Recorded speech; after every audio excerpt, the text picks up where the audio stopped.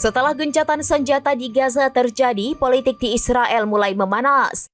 Oposisi Israel menuntut agar Perdana Menteri Benjamin Netanyahu beserta anggota koalisinya mundur dari jabatan mereka setelah dianggap gagal menangani tragedi 7 Oktober 2023.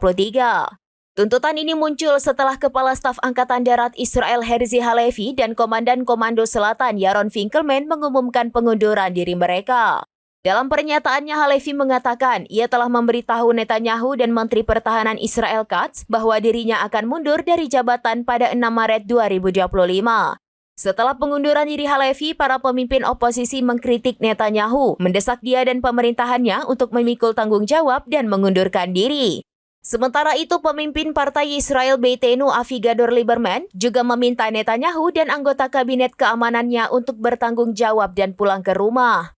Selain itu, pemimpin Partai Demokrat oposisi Yair Golan juga mengucapkan terima kasih kepada Halevi sambil meminta untuk Netanyahu mengikuti langkah Kepala Staf Angkatan Darat itu.